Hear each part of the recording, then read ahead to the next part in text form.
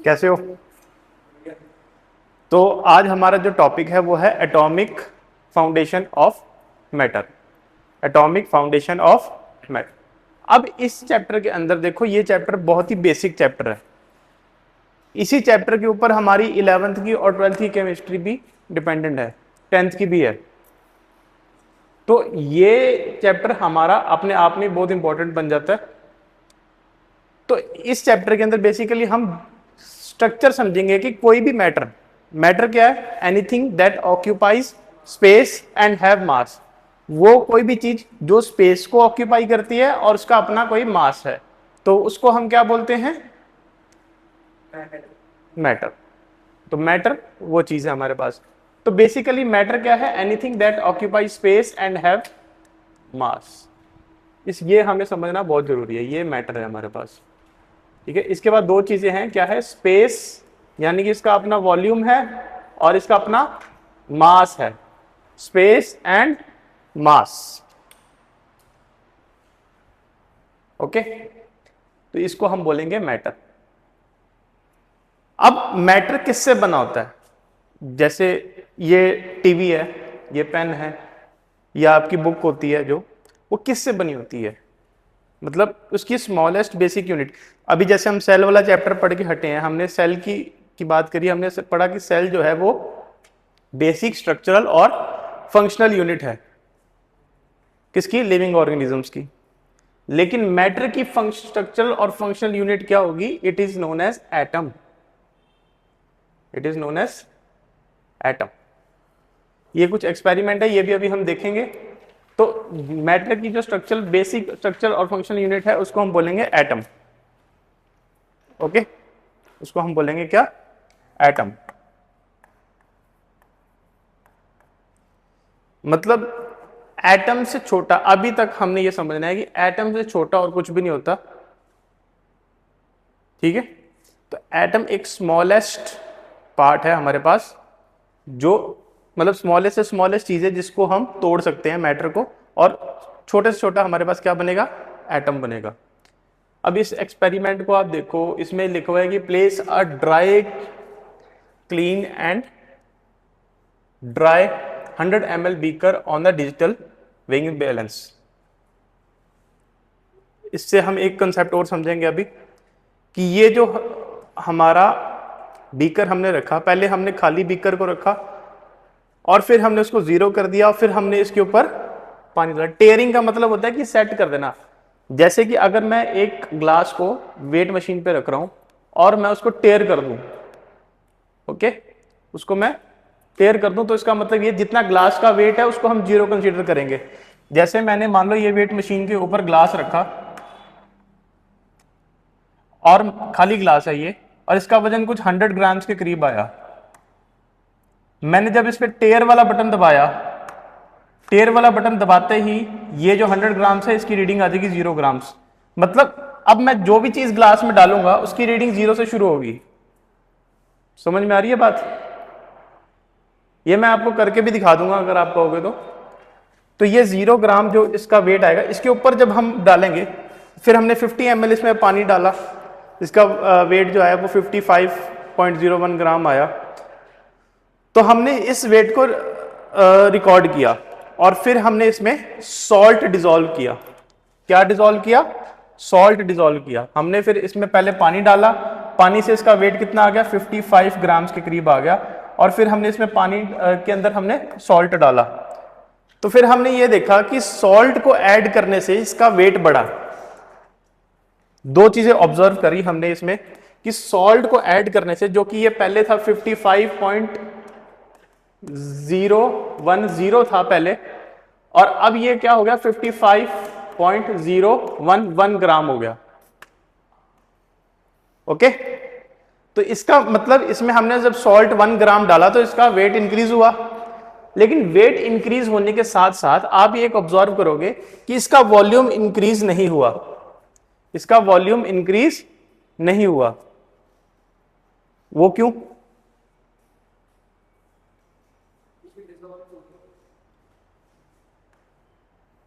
क्योंकि आप ये चीज पढ़ते हो कि सॉलिड जो है उसके अंदर स्पेसेस होते हैं, लिक्विड के अंदर भी स्पेसिस होते हैं, लिक्विड में थोड़े ज्यादा होते हैं।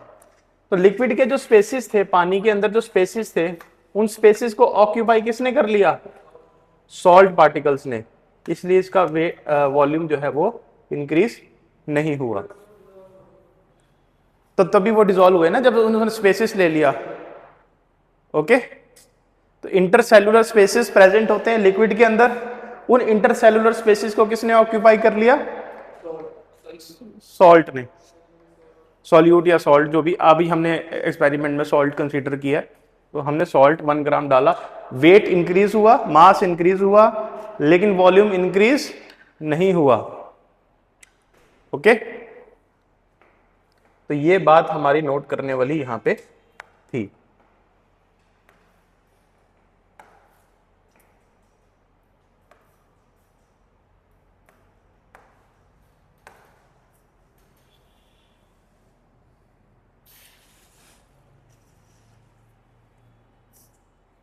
तो इन ऐसे ही कुछ एक्सपेरिमेंट से हमें यह चीज पता चली कि mass can neither be created not destroyed. ये क्या है हमारे पास? Law of conservation of mass. हमने ये चीज देखा, ना तो हम मास को क्रिएट कर सकते हैं, ना हम मास को डिस्ट्रॉय कर सकते हैं। जैसे हमने क्या किया, हमने इस बीकर के अंदर पानी डाला, पानी के अंदर हमने जब सॉल्ट डाला 1 ग्राम, तो वो 1 ग्राम भी रिकॉर्ड हो गया, उस पर वेटिंग मशीन के ऊपर रिकॉर्ड हो गया, वेट मशीन पे वो चीज रिकॉर्ड हो गई। तो उसको हम बोलते हैं लॉ ऑफ कंजर्वेशन ऑफ मास। इसका मतलब मास ना तो क्रिएट किया गया, ना डिस्ट्रॉय किया गया। ठीक है, तो मास जो है ना तो उसको हम क्रिएट कर सकते हैं, ना हम उसको डिस्ट्रॉय कर सकते हैं। तो ये हमें जो दिया था, एंटोनी लेवोशियर नाम के एक साइंटिस्ट थे, उन्होंने दिया था। इनको हम फादर ऑफ मॉडर्न केमिस्ट्री भी बोलते हैं, फादर ऑफ मॉडर्न केमिस्ट्री भी बोलते हैं।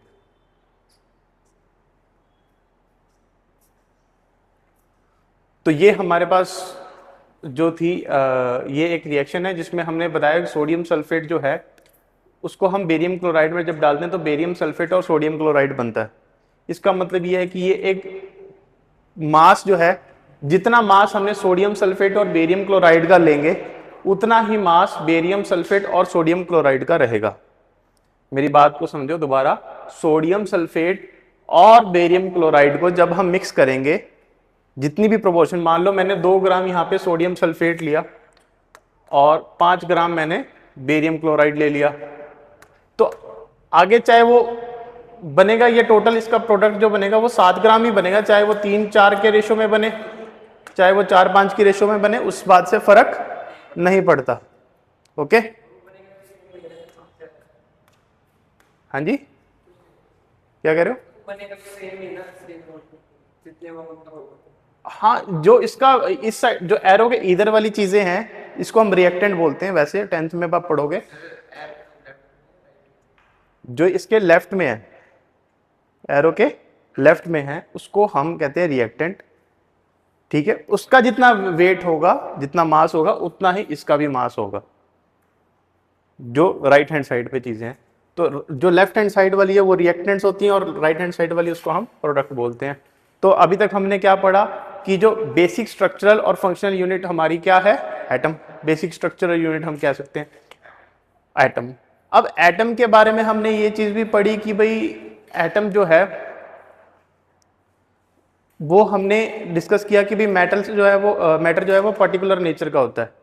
तो मैटर के बारे में हमने बात करी कि भाई जो सॉल्ट है उसको हमने पहले वाटर में डिसॉल्व करके देखा।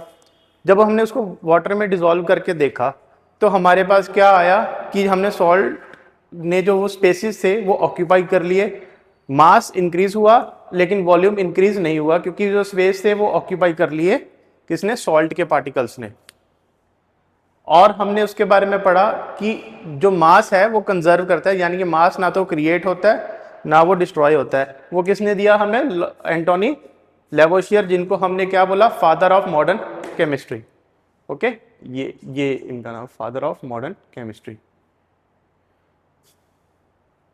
आपको इस चीज के बारे में ध्यान रखना है।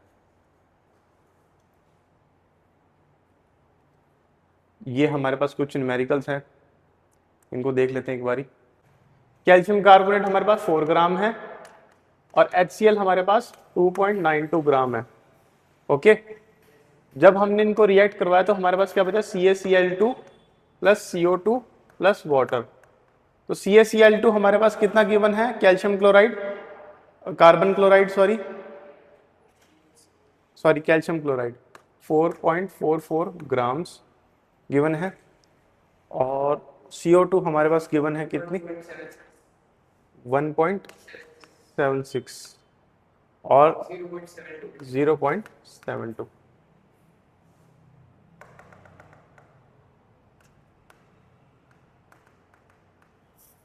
तो अब हम इसको प्लस करके देखेंगे पहले, 4 और 2.9।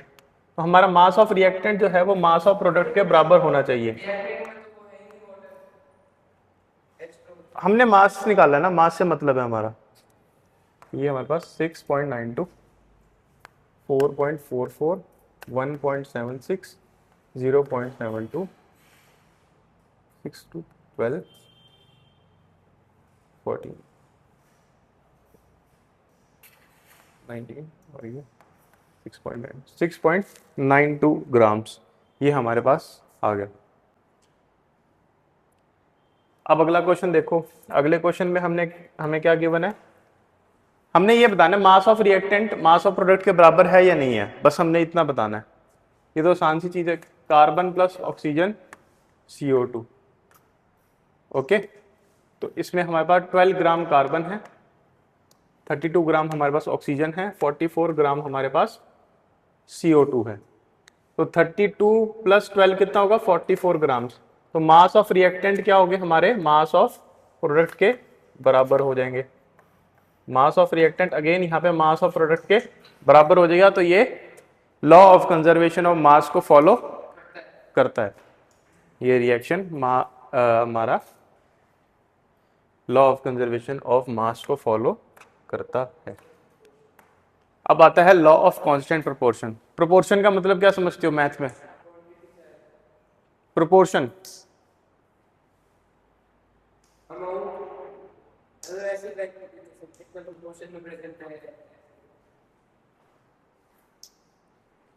प्रोपोर्शन की बात कर रहा हूं बेटा।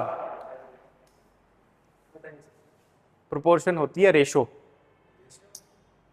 आप पढ़ते हो ना 2:1, इसको हम प्रोपोर्शन बोलते हैं। तो कांस्टेंट का मतलब होता है सेम। कांस्टेंट वेलोसिटी आप पढ़ चुके हो, कांस्टेंट वेलोसिटी का मतलब क्या होता है, सेम वेलोसिटी ना। तो कांस्टेंट सेम प्रोपोर्शन मतलब सेम रेशो वाला लॉ। इसमें ये कहता है, जो हमारा लॉ ऑफ कांस्टेंट प्रोपोर्शन ये कहता है कि जो हमारी रेशियो है, दो एलिमेंट्स अगर कंबाइन हो रहे हैं फिक्स रेशियो के अंदर, दो एलिमेंट्स जैसे कार्बन है और ऑक्सीजन है, ये 16 ग्राम है और ये थोड़ा सा 32 ग्राम हो जाएगा, ये 32 ग्राम हो जाएगा, और कार्बन हमारे पास 12 ग्राम होता है। तो हमें इन दोनों को कंबाइन करने के लिए हमें फिक्स्ड रेशियो चाहिए, यानी कि मास की एक फिक्स्ड रेशियो। अब 12 और 32 की क्या रेशियो निकलेगी, 16, 6, 3, 8।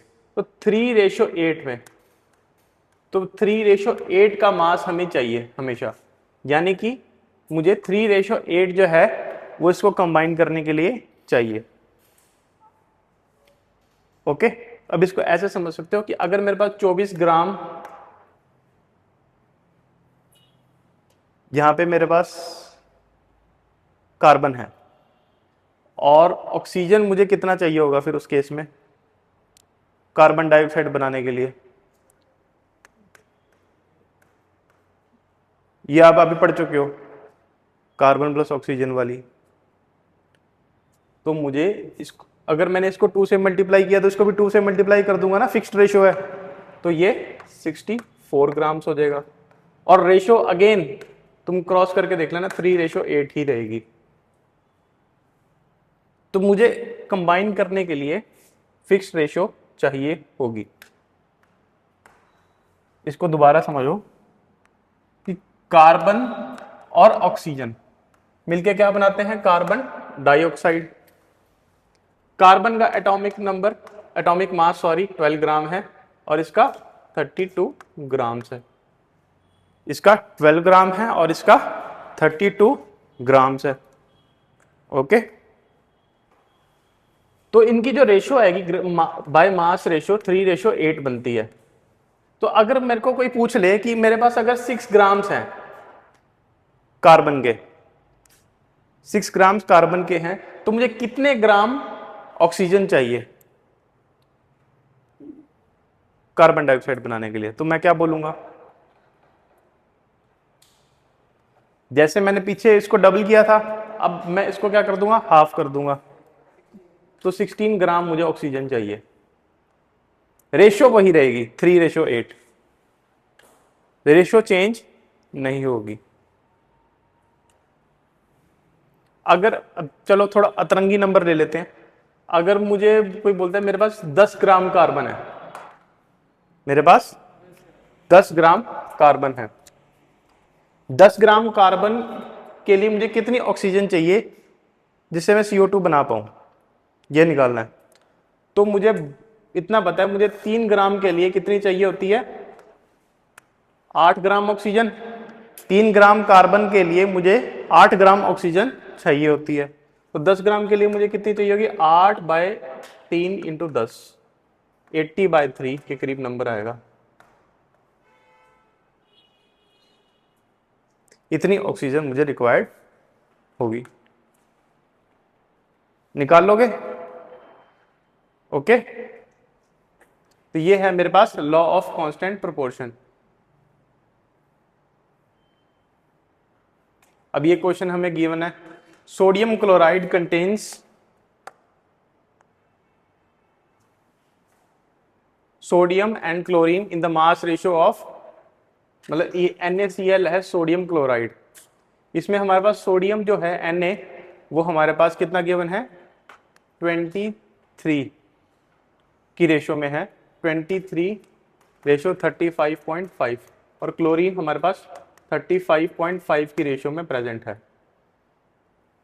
तो how much chlorine is needed to form NaCl अगर 46 है तो? अब 46 ग्राम आपको चाहिए, आपको कितना चाहिए, आपके पास है कितना, 46 ग्राम आपके पास सोडियम है। अब 46 ग्राम सोडियम है तो आपका क्लोरीन कितना बनेगा? अगर 23 ग्राम्स का 35.5 बन रहा है, 23 ग्राम्स का 35.5 बन रहा है, तो इसका कितना बनेगा 46 ग्राम्स का?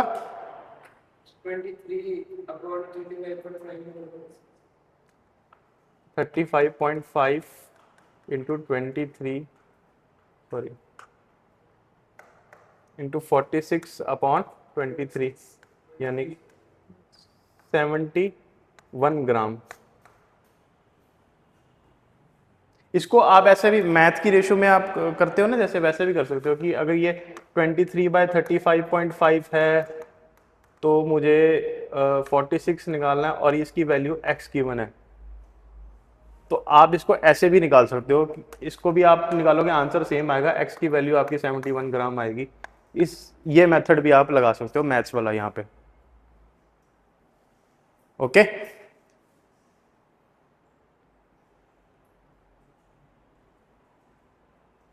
तो अब हमारे पास आती है Dalton atomic theory.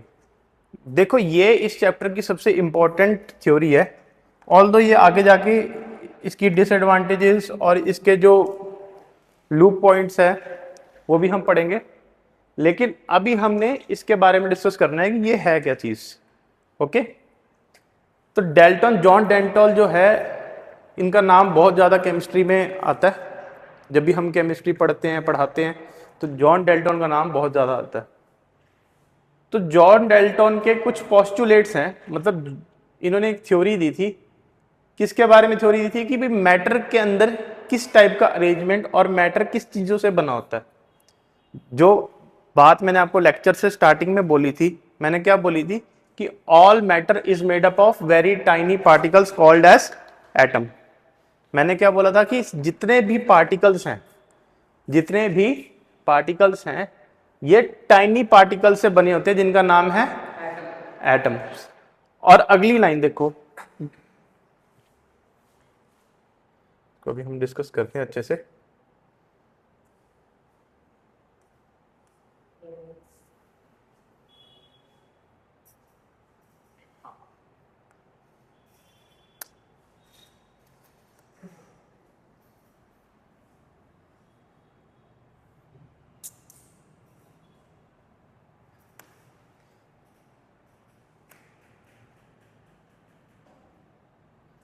Matter is made up of very tiny particles, very tiny particle, छोटे छोटे पार्टिकल से बना होता है। Matter is, all matter is made up of tiny particles known as atoms.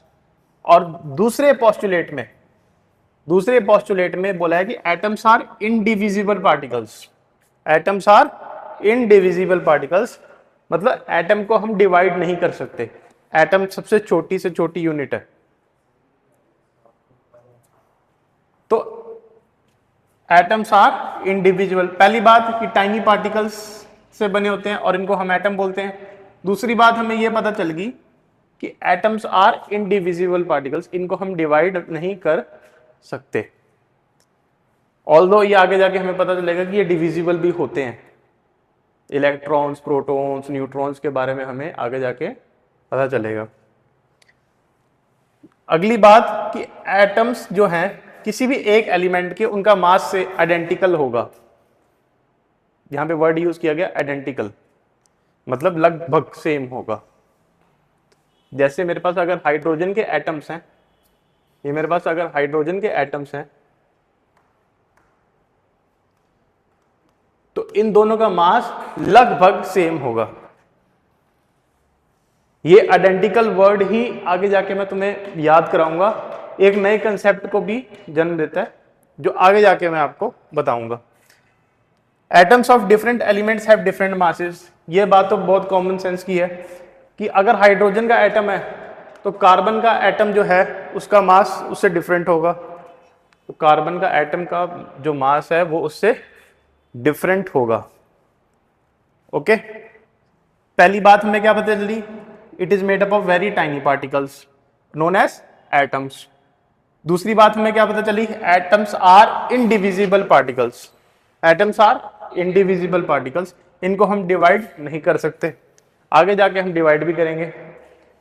तीसरी बात हमें क्या पता चली, एटम्स जितने भी जो भी गिवन एलिमेंट है वो एटम्स जो हैं उनका मास आइडेंटिकल होता है, उनका मास आइडेंटिकल होता है, सेम होता है, मतलब लगभग सेम होता है।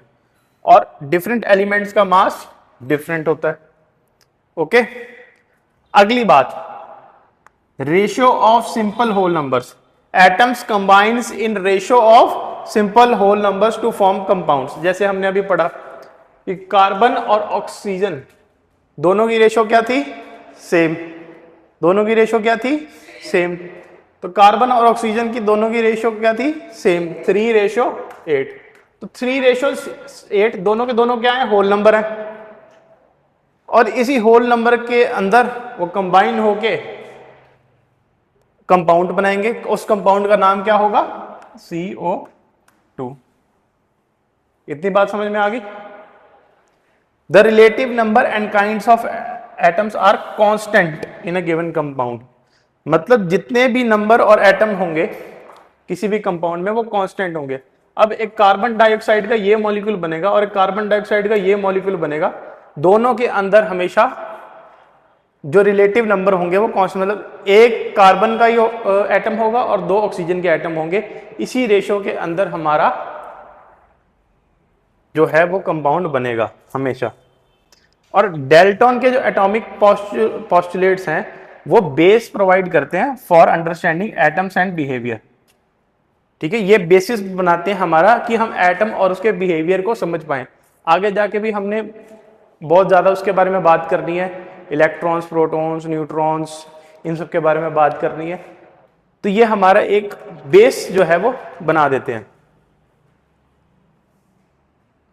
तो इसको एक बारी रिवाइज कर लो, ये बहुत इंपॉर्टेंट है। कई बारी एग्जाम्स में डायरेक्टली ये भी पूछ लिया जाता है कि डेल्टन के एटॉमिक पोस्टुलेट्स बताओ। वैसे आजकल डायरेक्ट क्वेश्चन कम आ रहे हैं, पहले आते थे, लेकिन ये one of the favourite topics होता है टीचर का पूछने के लिए। तो all matter is made up of very tiny particles. पहली बात मैंने क्या बोली, मेरे साथ बोलो, all matter is made up of very tiny particles, जिनका नाम हमने दिया एटम्स। एटम्स क्या है, इंडिविजिबल है, एटम को हम डिवाइड नहीं कर सकते, और एटम एक एलिमेंट के अंदर आइडेंटिकल मास रखते हैं। एक एलिमेंट के अंदर, हाइड्रोजन के अंदर मास जो है वो आइडेंटिकल होगा, लेकिन डिफरेंट मासेस का डिफरेंट होगा।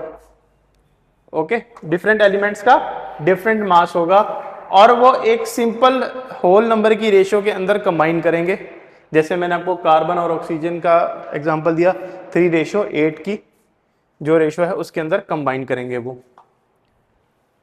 और मैंने आपको ये बताया कि जो एटम्स हैं वो कांस्टेंट रहेंगे कंपाउंड के अंदर। जैसे कार्बन डाइऑक्साइड के अंदर एक कार्बन और 2 ऑक्सीजन के। और मैंने आपको एक चीज और क्लियर कर दी यहाँ पे कि जो बेसिस है हमारा मॉडर्न अंडरस्टैंडिंग का, वो इसी डाल्टन पोस्टुलेट्स थ्योरी के ऊपर बेस है। आगे जाके जो हमने एडवांस स्टडी करनी है वो सारी की सारी हमारी इसी के ऊपर से ही बेस बना के आगे हम इसको चलेंगे। ओके।